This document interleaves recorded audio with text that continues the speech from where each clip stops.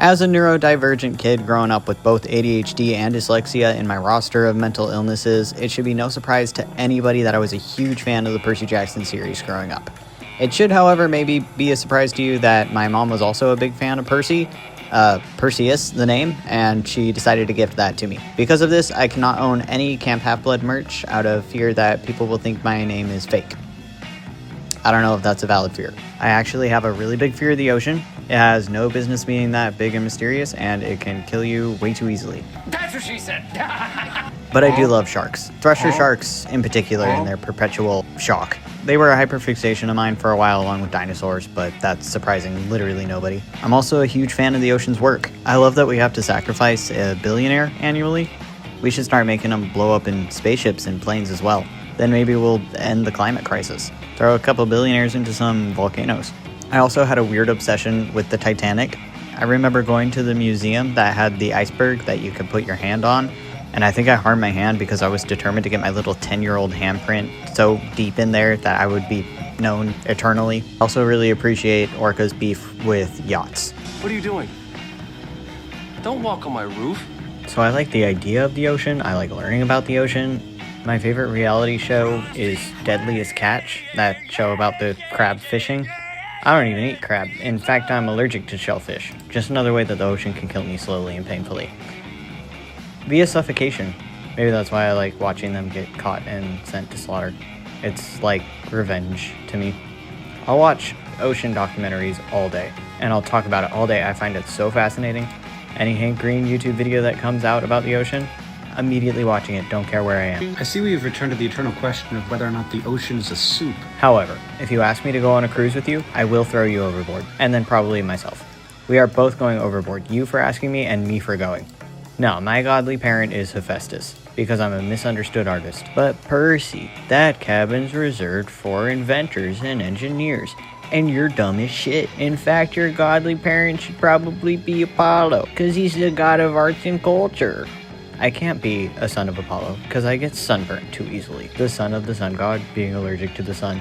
He's also the god of plagues and medicine, and I have caught COVID like 7 times. Hephaestus is the god of artisans, which is literally my career. I'm in a union. From my understanding, Hephaestus is the god of creativity, making things with your hands. And Apollo's more like the musical side of art, which I'm very much not a part of. I am the one backstage making the prop, and then the Apollo kids are the ones singing on the stage, like the theater kids. Anyway, with that out of the way, let's talk about season 2 of Percy Jackson. And scene. I have to go to work and then record the rest of this tonight. It's a very, very attractive sunburn that I'm rocking right now, and I'm definitely not insecure about it at all. Eat your sunscreen, kids, wear your vegetables, and it's never too late to start smoking. This show is so refreshingly good, especially after watching the dumpster fire that was Stranger Things. The sets are real, which, as a scenic artist, I really appreciate. They rely heavily on practical effects and makeup. Nice! Okay. They don't smell like roaches in here or nothing. And the chemistry between the cast is fantastic. And in my opinion, the writing in the show is the cherry on top. They don't rely too heavily on that quippy, witty banter. It's a pretty cool sword you got there. Oh, yeah, you think so? By nice, I mean stupid. Oh, buddy, you're about to see why they call me the goat. But there's still enough in there to keep it lighthearted and charming, much like how the books were written. And surprisingly, that's the main critique that I see, is that the writing in the show strays too far from the books. Where's your whimsy? Have you learned nothing from suffering through the first 2 Percy Jackson movies? I consider it a huge red flag to be mad about that specifically. You are either A, racist, there's no way you care that much about a character's hair color, or B, you're gatekeeping. Rick Riordan doesn't know how to write his own characters, but obviously you do. Just ask him who their godly parent is. It'll be either one of the big 3, or a god that has no kids or is so niche that nobody's ever heard of them. My dad's the god of dental floss, and that's why I have perfect teeth and can curse people with my smile. Or C, like I said before, you have lost your whimsy. The first Percy Jackson movies took it from you. The diversity of the cast is probably my favorite part. The purpose of Percy Jackson is to make misfit kids feel like they have a place, to show that the things that make you different are the things that make you strong. It's always been a series that was for the kids who were different, the kids that were bullied for things that were out of their control. It's created for the people who don't fit society's definition of normal. And so being a series in which you want everybody to be able to see themselves in it, it is very important that you have a cast that reflects that, which is something that I feel like they did a pretty good job at. There's not really that much representation when it comes to South Asians or Indians on screen.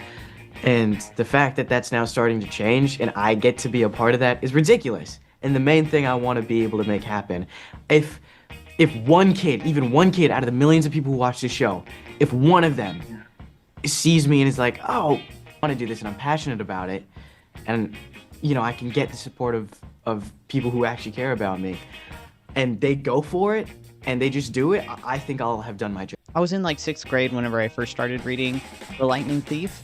Essentially, my friends and I got to grow up with the books. So it's cool being able to see that happen again for a whole different set of kids. Even in one of the behind-the-scene interviews, then one of the prop designers talks about how they are making Riptide grow with Walker, the actor of Percy. Every year we've grown it about 1.5 inches. Yeah. Walker was probably my height when he started, Yeah. and then has grown to close to what he's. Close to my height. Yeah. We actually do the math, she's better at it than I am, of making sure that sword is growing with him. I mentioned Stranger Things earlier, and they are definitely not successful in doing this. The show doesn't really grow with the actors at all. Specifically in that last season, it doesn't feel like we're watching a group of high school kids. It feels like we're watching a bunch of 20-year-old adults LARPing.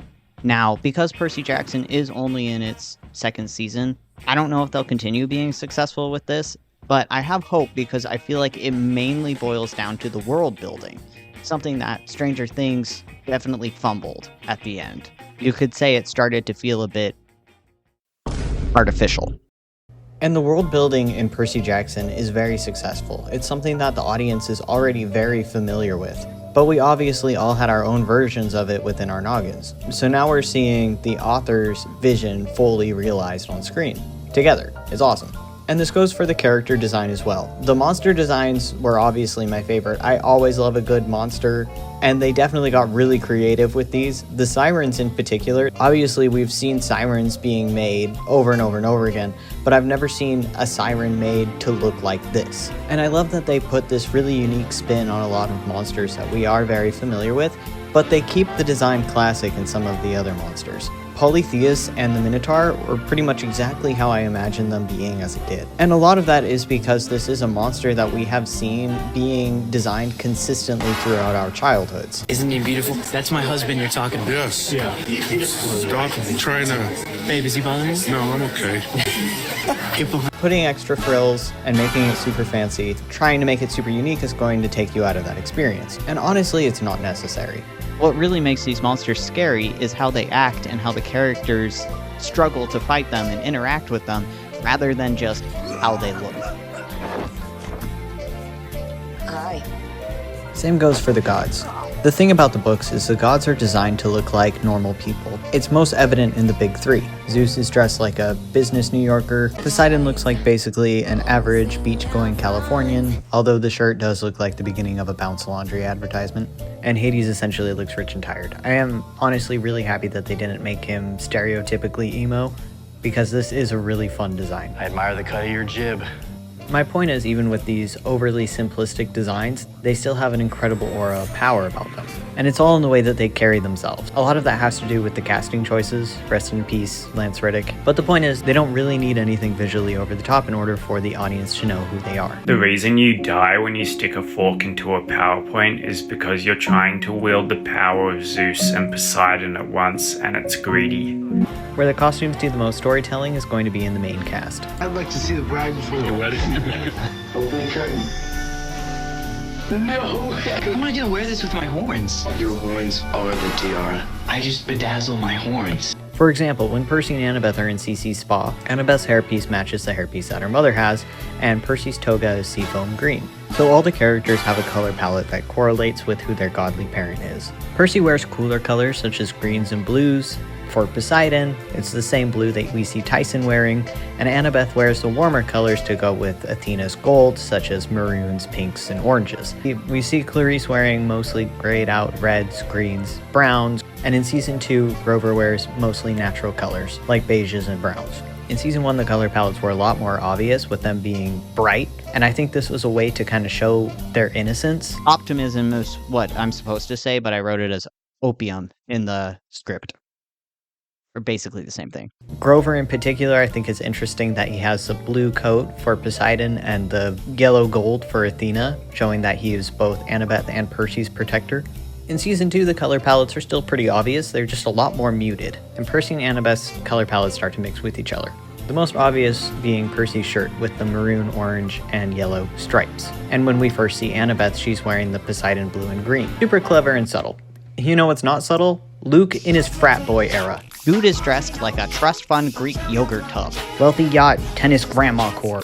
I know this is a very dramatic moment, but who let him leave the boat like that? This is proof that Kronos is lying to you, buddy. You look like a Tide commercial. Put your collar down, you Hollister Harbor degenerate. What am I supposed to wear when I get my matcha in the morning? I recognize that this is intentional, okay? They're trying to show how delusional he is right now, and he has to be delusional to wear that. I suspect that there's going to be this visual yin-yang that happens between him and Percy in the later seasons. The designer mentioned when talking about it with some promo pictures from Season 3, Percy's color palette is going to darken as the series goes on. So we will have a very emotionally tormented and unpredictable hero dressed in dark colors, acting recklessly and constantly having his convictions questioned, versus a good-intentioned, self-righteous villain dressed in bright colors, who is unwavering in his savior mentality. Just a theory, but it would be cool to see. Percy versus Luke moral issue is definitely more complex than it is in the book. I've made some friends here.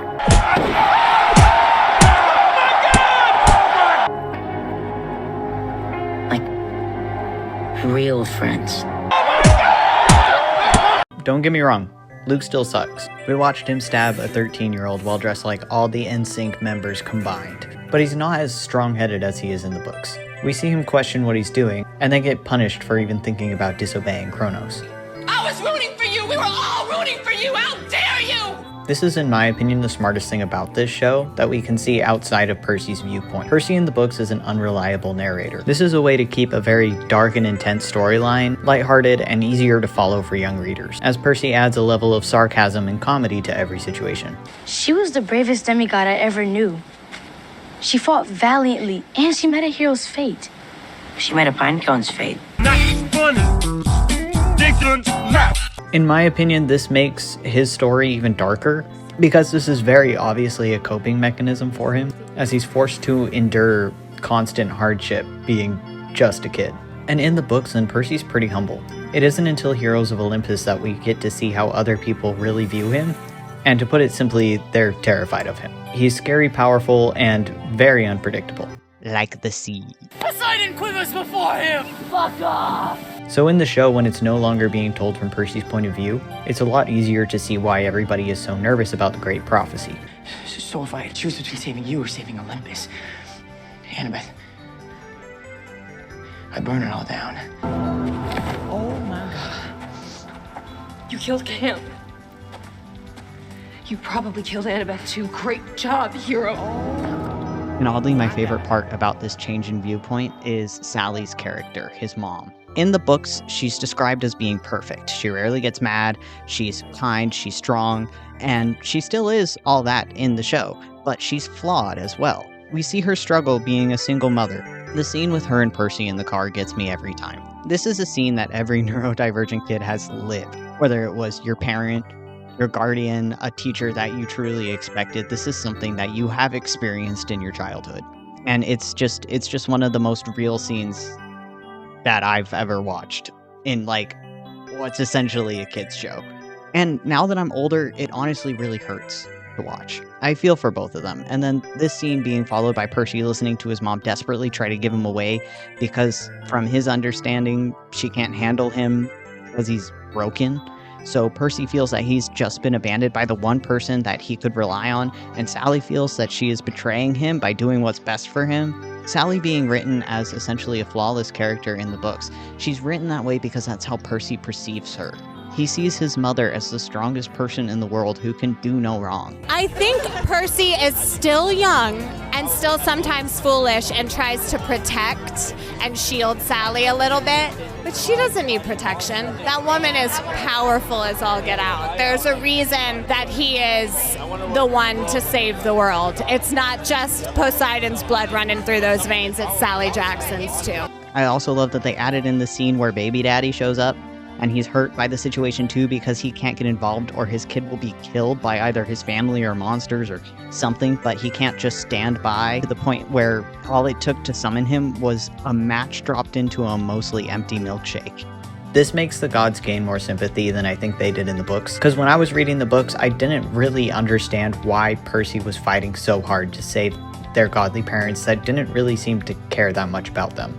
Meanwhile, Luke is trying to tear down Olympus, and you're trying to save him.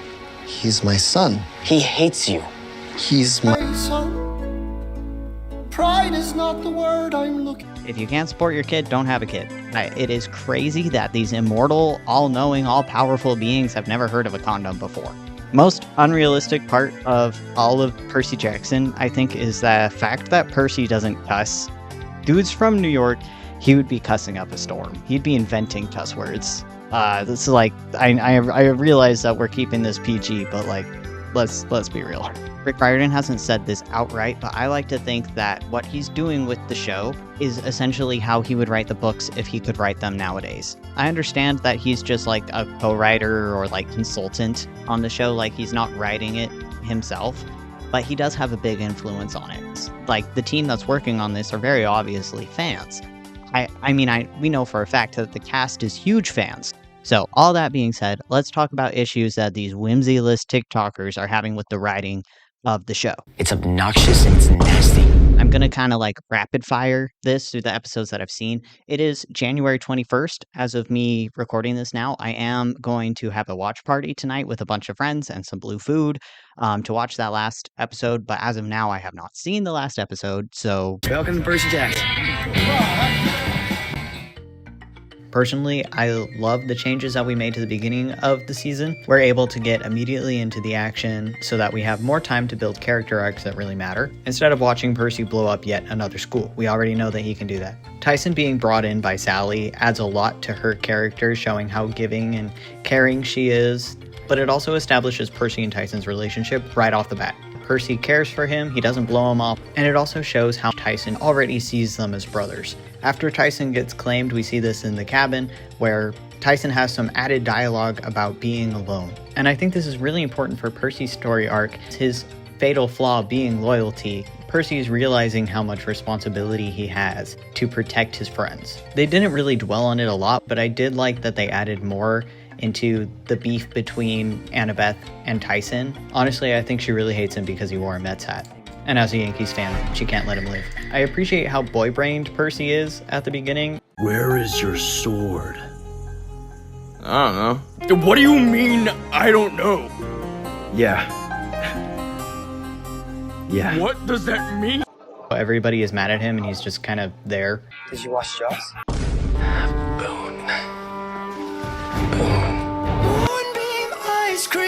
I hate Allison a lot. She also doesn't exist in the books, I know this, but she's very important here, as she not only shows how strong Kronos' corruption is. Kronos' corruption would be an amazing metal band name. Someone write that down and do it, please. But since Kronos is currently the man in the box, Alice exists as a physical representation of how Luke is torn between the people in his past life and his holy quest. She exposes his doubt, essentially. Clarice's story arc in this season I think is my favorite, because I hated her in the books. Shut up, Jackson. I would die for her and then be brought back by her dad and then die again. We're able to see her doubt herself, learn from her mistakes, and everybody who is mad that she is quote-unquote not masculine enough falls into the lost whimsy category. Little side note, thank you for writing female characters that actually have personalities and seem like real-life human beings. It's strangely hard to come by respected and well-written female characters nowadays. It's kind of concerning. CC Spa and Resort is much better in the show. I was right there with you. I was terrified whenever I was seeing all the dudes hanging out that we weren't going to get the guinea pig scene. This rewrite makes the resort feel like more of a trap, because even the loyal fans are lulled into this false sense of security.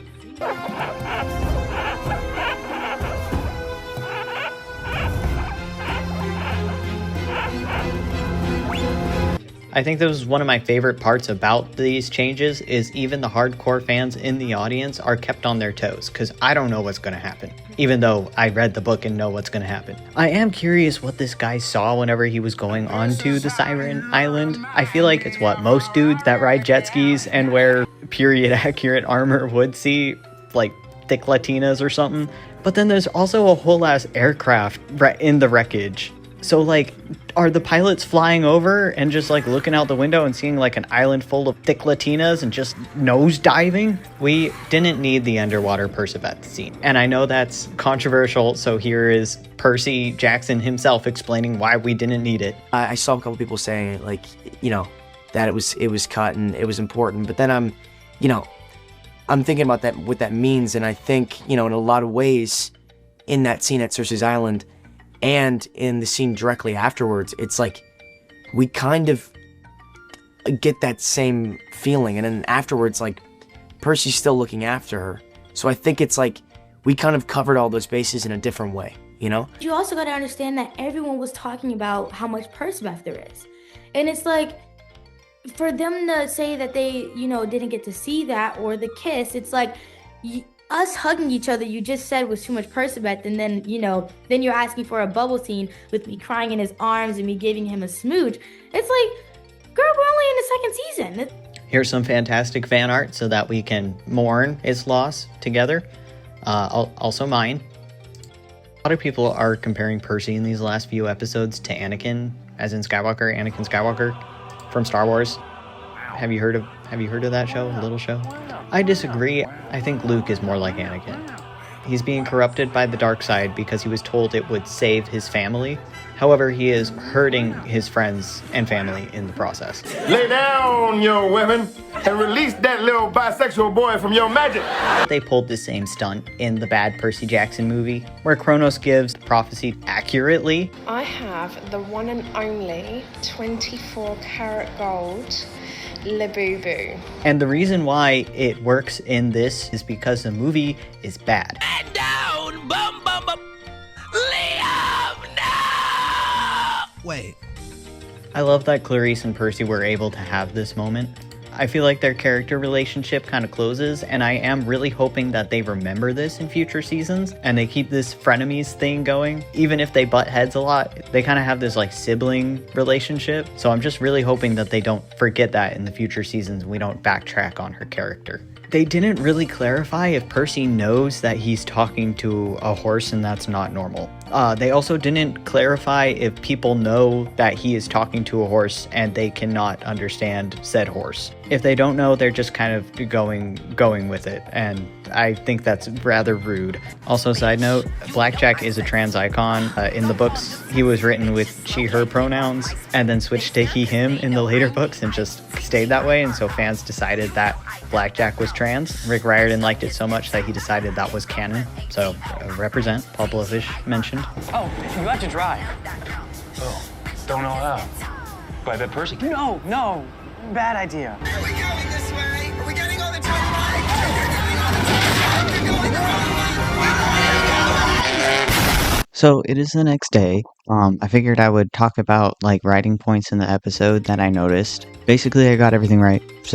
But I got some leftover blue food. I got my blue French onion dip and my blue chips. Where the hell have you been, Luca? They still haven't told me whether or not they know that he can talk to horses. Did you know one horse actually isn't equal to 1 horsepower? According to Cars, 1 horse of power is actually like 5 to 6 horses of power. So there's 5. 1 horse has 6 horsepower within 1 horse. Toothless is just going to hold my computer here. It is interesting, I mentioned before, how their outfits have each other's colors in them. They don't right now. They're covering them up and they're fighting. This could just be a coincidence because I know the real reason Percy zips up his jacket is to cover up the blood stain. Why are we acting all emo over the dead tree? Who did that, Luke? I wonder who could have caused this. Time to text my middle school friends that I haven't talked to in over a decade and tell them the good news. We finally know how to pronounce Luke's last name. Yep, that's Blue. See, this is why you should always choose the bear. Clarice just survived I don't even know how many legendary monsters, and she's only defeated when she decides to trust a man in the woods. I also completely forgot that Chris was a traitor. I remembered that I didn't like him for some reason, but I didn't like most of Clarice's buddies. So, notice in this fight how Percy is not using the blade of Riptide at all. Never does he actually stab or cut anybody. Meanwhile, Luke's doing his best sous chef impression and slicing and dicing over there.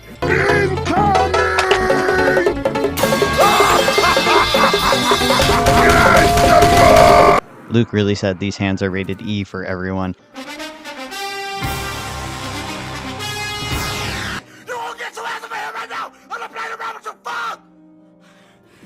The end. So one of the people I was watching this with says that Poseidon is not attractive. All 7 subscribers that I have inform her whether or not she is wrong. Is Poseidon dilfable? Is he dilf material? Is that why you had me? There are forces more powerful than the will of the gods, my son. A broken condom? I absolutely love what they're doing with Thalia and Zeus. This, as many of you probably already know, my 7 subscribers, this was not in the books. I love that they're fleshing out the relationship between the gods and their kids. This adds, like I said before, this adds so many layers to the story, and I'm so excited for future seasons. Rick Riordan like a baker pouring more flour into the plot, the way it's thickening.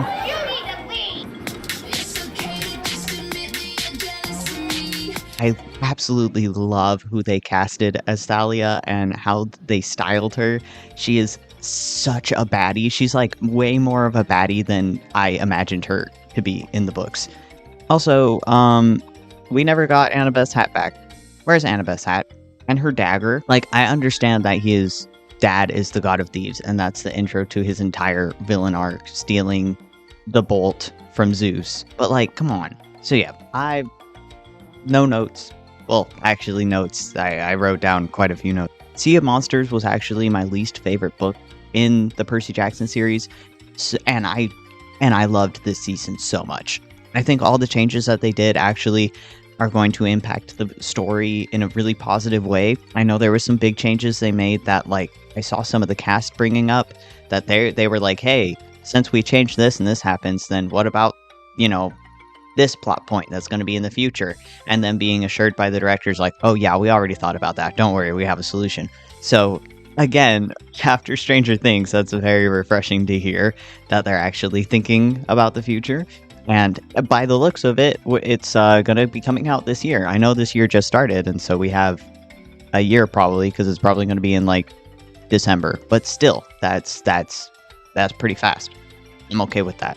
Anyways, I'm going to go finish eating all of the blue food that I have in my house now, because that's my food for the week.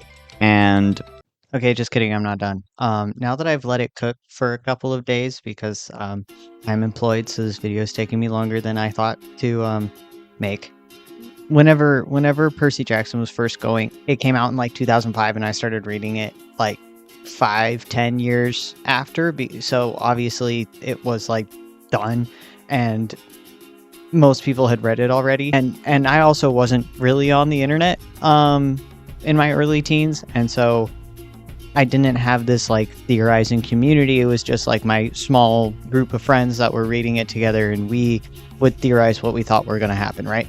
Were going to happen, what we thought would. Because of these changes that they've made to the story, while still keeping it within the canon, we are able to theorize what are these changes going to have on the story, because we're adding like so much more to it. I'm not too invested in like the romance, the Percabeth romance, honestly, just because I wasn't whenever I read it. Like I enjoy that they're able to just be like cute friends right now, and that like the love side of it is going to be something that happens later.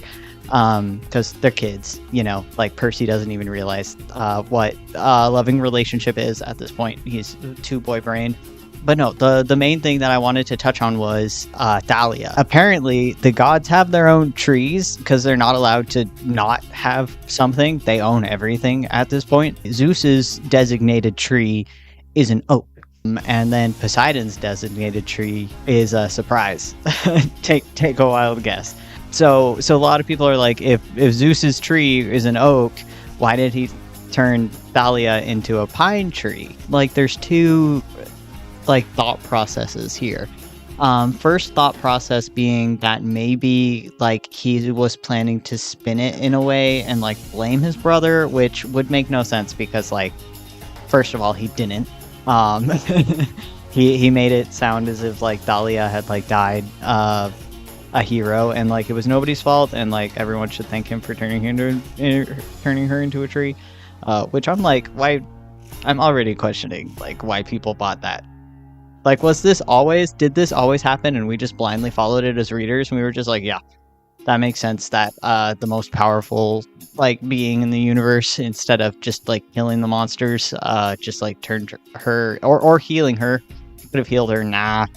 Tree. That's regardless. The gods are weird and confusing, and I think that's the whole point of everything. But now in the canon, he turned her into a tree because she disobeyed him. He sired her specifically so that he could use her as a weapon in the Great Prophecy, right? And she said no. And he said tree. And she was a tree. She was a pine tree. And the pine tree is Poseidon's tree. I don't know if I said that yet. But yeah, apparently Poseidon has a pine tree, which I thought for sure he'd have a palm tree since the ocean. And the idea is, at this point in the story, then Percy has been born. Percy exists. He is with Sally. And so not only was this Zeus punishing his daughter for not obeying him and not going along with his plan, but it is also his warning to Poseidon saying, this is what will happen to your child if he turns against us, essentially. Because Zeus is thinking that Poseidon sired Percy for the same reason that Zeus sired Thalia, to control the prophecy. And he can't wrap his head around the fact that Poseidon and Sally had a kid just because they love each other. And I have a feeling this might be something that is brought up. They've already kind of touched on it, being Percy being why did you have me, and Poseidon being because I love your mother and I love you.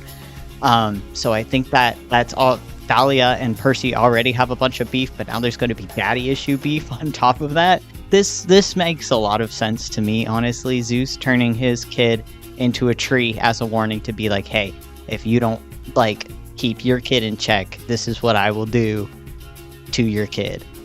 Not the best uncle in the world, I'll be honest. That's pretty. So regardless, I thought that was cool. I'm really excited to see. Apparently they've already finished filming for season 3 or whatever, and so that's going to be out at the end of this year, which I'm also really excited for. It's not going to be that goofy because apparently Percy's going to be having a fucking panic attack the whole time, but that happens. We've all been 13 and having panic attacks all the time.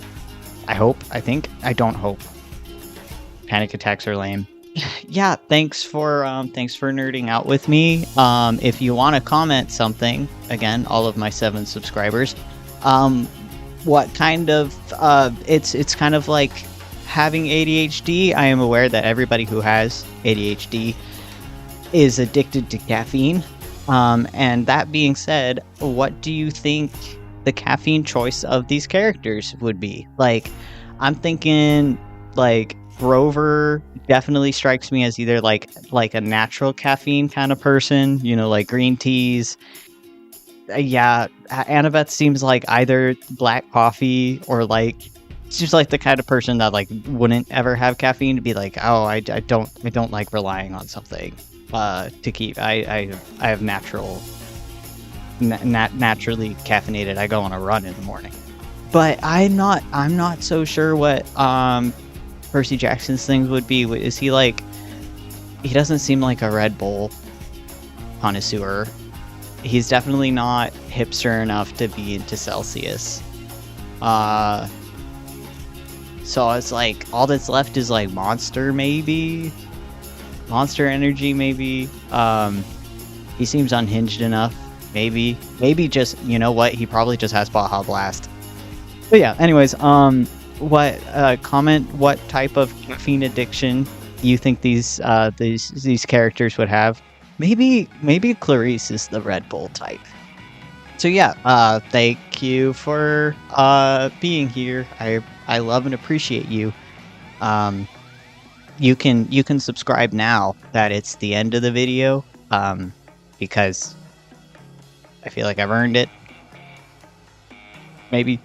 The fucking hiccups. But yeah, so subscribe. I do have a Patreon. I'm not really doing much on there right now, but shout out to my one Patreon member, Sky Cadet. You're a real one, and I see you and I appreciate you. And yeah, next video it's gonna be a video for sure. It's gonna happen. Like I said, I'm employed, so thank you, and have a good life. Bye bye. I do have a TikTok too. You should follow that as well. Just saying. Maybe I need friends. Maybe that's why I'm just aimlessly talking at a camera. Whatever. Bye.